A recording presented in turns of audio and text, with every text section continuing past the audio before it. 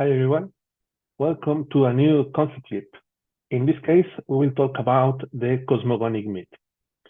Well, first to talk about this important kind of myth, let's go to an example. Story of Creation.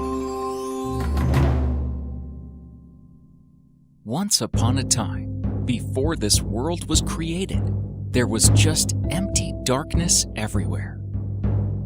In this vast, never-ending darkness, there lived two gods, Tepeu the Maker and Gukumats the Feathered Spirit. They were pretty bored, as there was no one in the universe to worship them. So one day, they came together and decided that they would create the world. It was quite an easy task for them to do.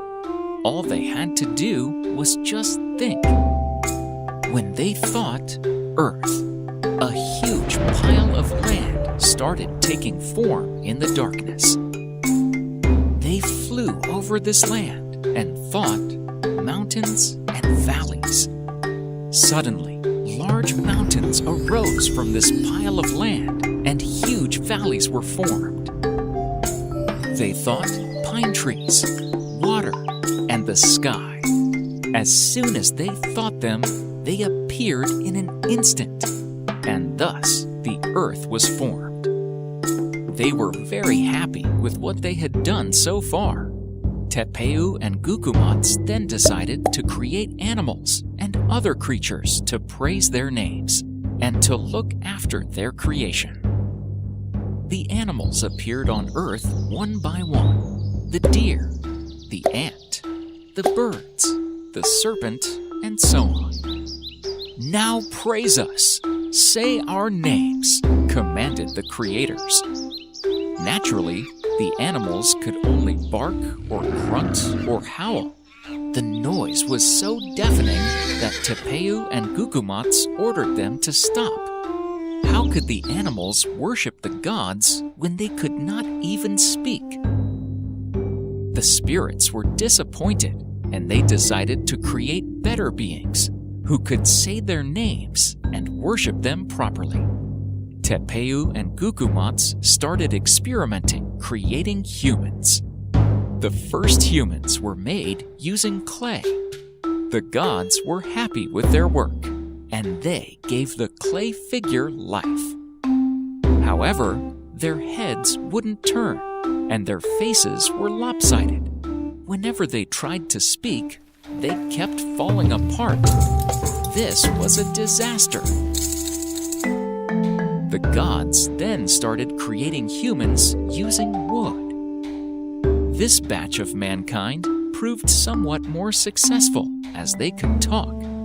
They were also stronger, able to walk and talk and multiply. These men had no memory or emotions, though. How could they worship their makers when they had no minds and their heart was empty? The words that came out of them were just as empty and meaningless. Tepeu and Gukumats didn't like what they had created. The gods decided to destroy the wood humans by sending a hurricane. It rained for days and nights, and soon the earth was flooded with water.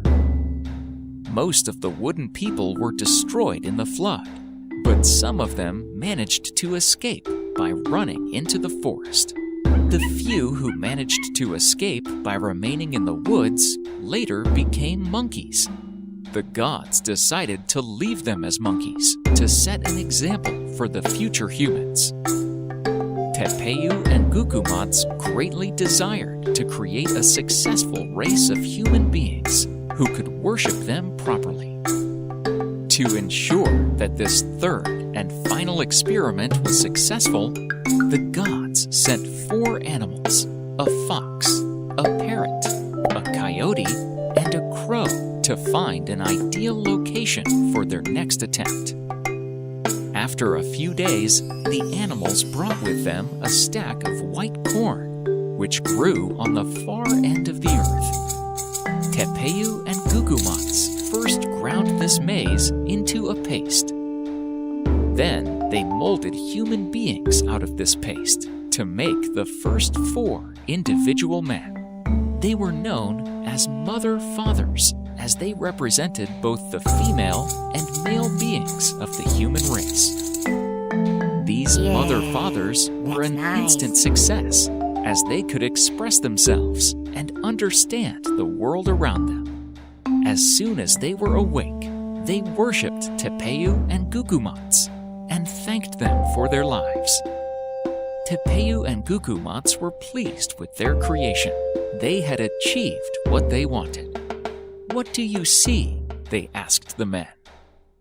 "We can see everything," replied the men. It was true. They could see through the rocks, the mountains, and to the edges of the earth. They could see the gods' entire creation, and they could even understand everything.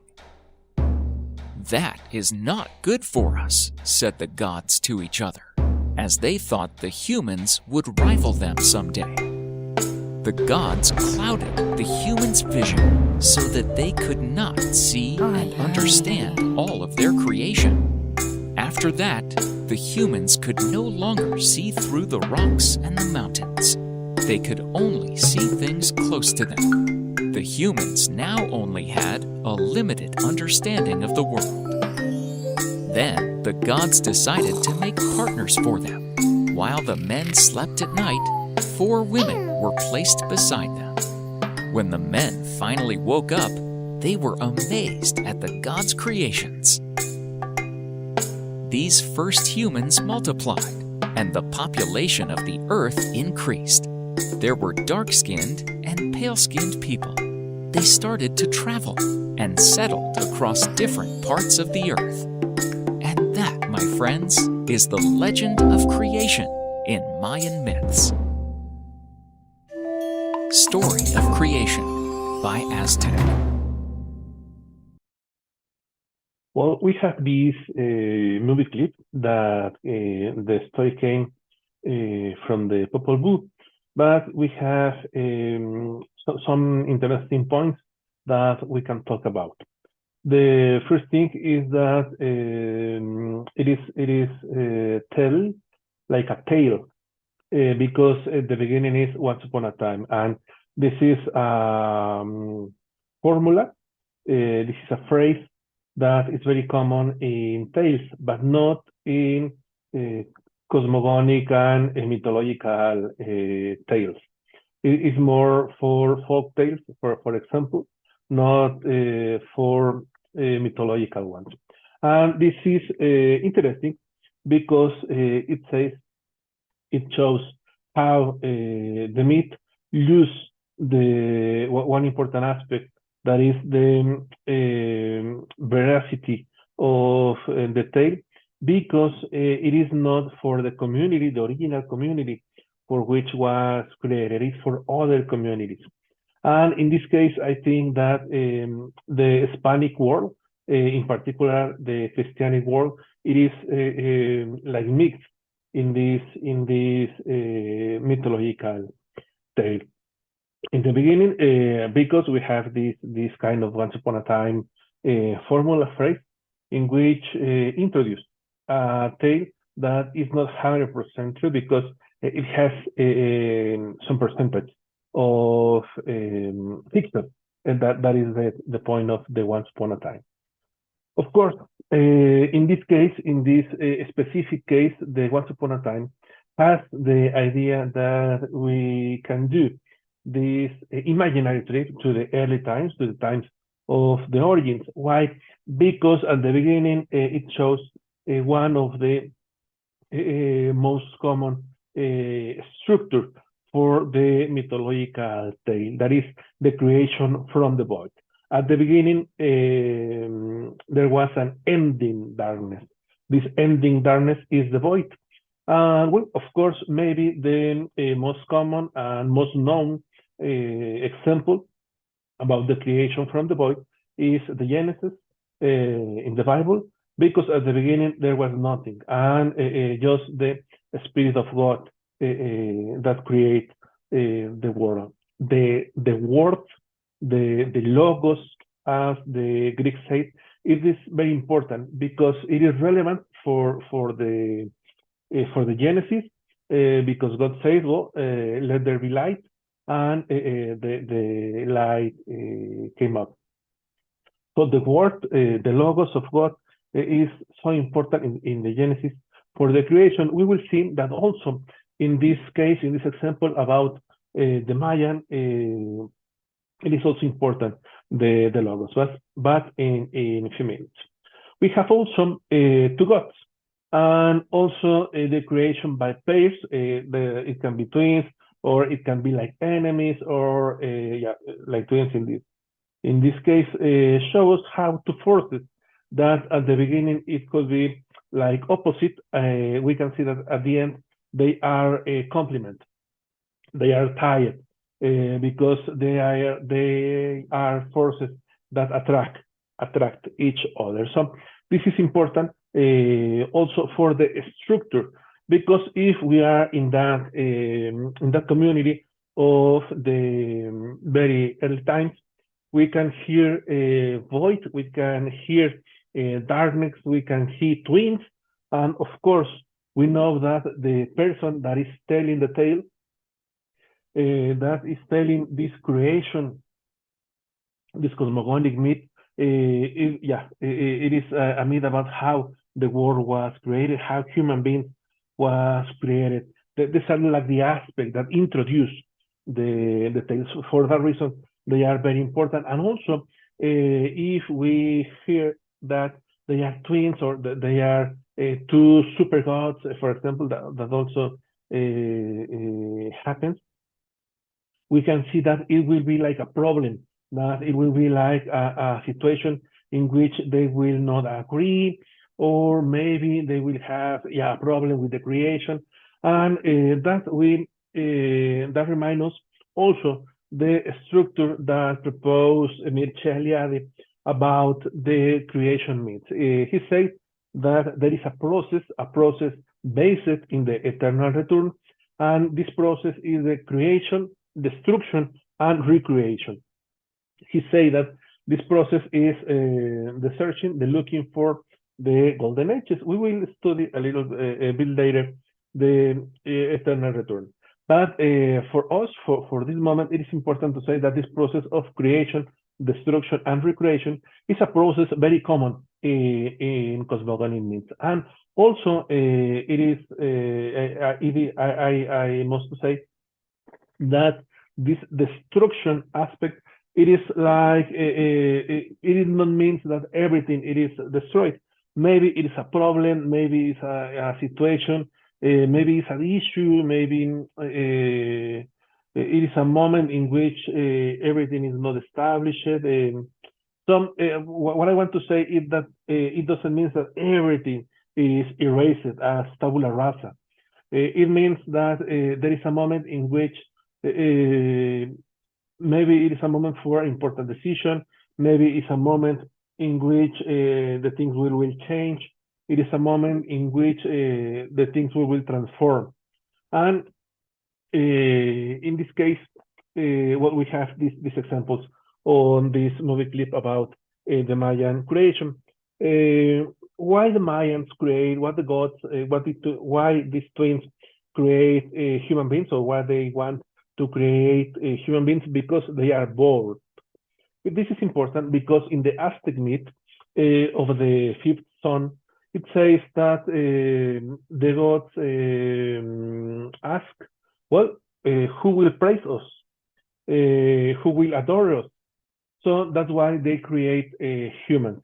And it is very similar, or for me at least, they have this relation with this Mayan myth in which it says that the gods were bored, and for that reason, they try to create human beings.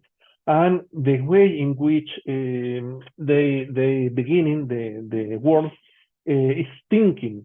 And this is the point in which I say we can relate the logos of the Genesis with the logos of the Mayan creation, because think, it is also a meaning for logos, for the Greek word logos. Remember that for the Greeks, logos has like 24 meaning, sort of, But for us, it has like 3 or 4. But so that's why I say that we can see that there is an influence, like a mix of the Western thinking that came with the Spanish world to this land, because yeah, we have like this little strange aspect, like the logos, the thing for create uh, the life. Also, we can say that the logos, the word, it is very important. Because the word, it is very important. Also, we have, even if the Western world didn't arrive to this continent, to this land, maybe we also can have this aspect. We don't know, because this is just a supposition, but it is also important to say that maybe for that first Mayan people, also the logos, the thinking, the word, it is also so relevant. So that's why the Popol Vuh was created. So we have also two relevant elements in this movie clip, because we have the number three and number 4. The numbers are also very relevant for the oral tradition. The number 3 and number 4 give us a structure for a narration, and also give us an aspect that the community wants to remark. For example, the 3 times in which the gods, these twin gods, try to create human beings. The first, they were created from clay, but they don't speak. In the second one, they were created from wood, but they have no memories, no emotion, and for that reason, in the third intent, they made these human beings from corn. So these people is the people of corn, the people from corn. It is also, this aspect is also important. And the number 4, that remember us also the 4 cardinal points: north, south, east, and west. And well, because these 4 animals that look for the corn, they try to reach every corner of the earth, trying to find something to create human beings. And also, there is a concept in which we can relate these 4 cardinal points, that is the axis mundis. That means that the will from the divinity came from arrives to the earth. This power, this desire, this will go to the earth in this first axis. That is like go down to the earth, and when it's in there, it expands throughout the world. So this desire of create human beings came from this twin divinity, and spread throughout the world. This is a little bit the meaning of the axis mundi, how the will of the divinity, it is already, or it exists in the world. So many important aspects. So interesting. Sorry, and also this point about the creation, destruction, and recreation, because at the beginning these human beings were created from woods, and they destroy this clay from clay. Sorry, it's not they are similar, but the idea is that they were created and destroyed by these twin gods because they don't speak. So in the second one, in the second intent, they were created from wood, and even when they try to destroy this creation go to the trees and transform in monkeys. That's why I say that in this second part of the destruction, maybe it's not that everything disappears, but transform in another thing. Or it is a moment in which there is like the notice that for the tale, that everything will transform and everything will be different. So that's also the relevance of this structure about creation, destruction, and recreation for cosmogonic myths. Yes, of course. And there is like a relation with the Genesis, because if you remember, the idea of the tree, that this of the good and evil that is in Eden, it is that if Adam and Eve eat the apple, they will know everything. And also in this tale about the Mayans, people understand everything.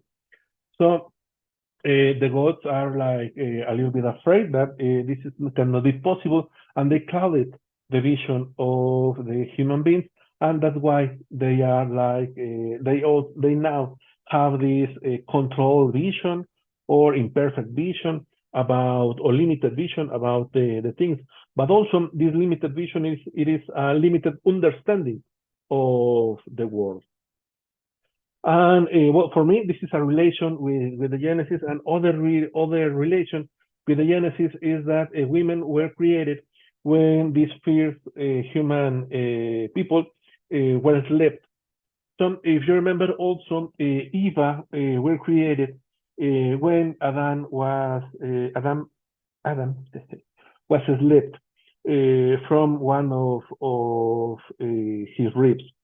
So these 2 points, that they are very similar from the Genesis, and in this case from the Popol Vuh, for me talk about that there is this influence from the Christianic world, the Catholic world, into the Mayans, and well, in this case the Western world, into the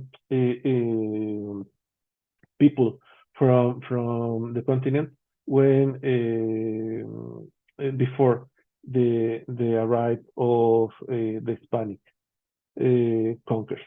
So yeah, because they are like a little bit strange, that they are very similar. So maybe there is a relation, an influence that about this tale, about this manuscript in particular, that it is after the rise of the Hispanic missioners in this continent. So, this is just some comments about the cosmogonic myth about and the cosmogonic vision about the Mayans. Remember the creation from the void, the relevance of the twins, of two forces that at the beginning they see like opposite, but at the end they are tired, they are complement one from each other, and the process of creation, destruction, and recreation that we can find in many cosmogonic myths. Well, now I want to talk a little about, just briefly, about the relevance of the word. I say that logos, it is very important for the cosmogonic myth, and the word also, it is very important for the creation of things. Well, and with this purpose, I want to share with you this audio in which we can hear the beginning of the 100 Years of Solitude novel by Gabriel Garcia Marquez. Many years later, as he faced the firing squad, Colonel Aureliano Buendia was to remember that distant afternoon when his father took him to discover ice. At that time, Macondo was a village of 20 adobe houses, built on the bank of a river of clear water that ran along a bed of polished stones, which were white and enormous like prehistoric eggs. The world was so recent that many things lacked names, and in order to indicate them, it was necessary to point. Every year during the month of March, a family of ragged gypsies would set up their tents near the village, and with a great uproar of pipes and kettle drums, they would display new inventions. First, they brought the magnet, a heavy gypsy with an untamed beard and sparrow hands, who introduced himself as Melchiades, put on a bold public demonstration of what he himself called the eighth wonder of the learned alchemists of Macedonia. He went from house to house dragging 2 metal ingots, and everybody was amazed to see pots, pans, tongs, and braziers tumble down from their places, and beams croak from the desperation of nails and screws trying to emerge, and even objects that had been lost for a long time appeared from where they had been searched for most, and went dragging along in turbulent confusion behind Melchiades' magical irons. "Things have a life of their own," the gypsy proclaimed with a harsh accent. "It's simply a matter of waking up their souls." Well, for me, it's very interesting this beginning of the novel because we have the four elements of life: fire, air, water, and wine. At the beginning, when Aureliano Buendía is facing this fighting squad, the fire is at the beginning of the story. Then we have 20 adobe houses. We have earth as this representation. Also, earth, it is in the stones that they are enormous, like prehistoric eggs.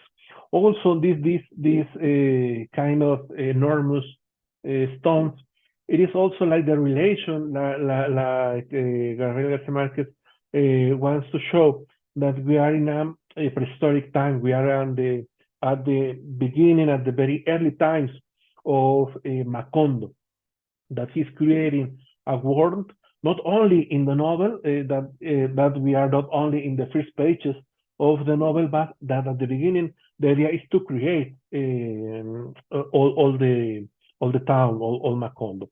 And also, well, we have the water, the river of clear water that go through this town. Where is the wine? You can ask, of course.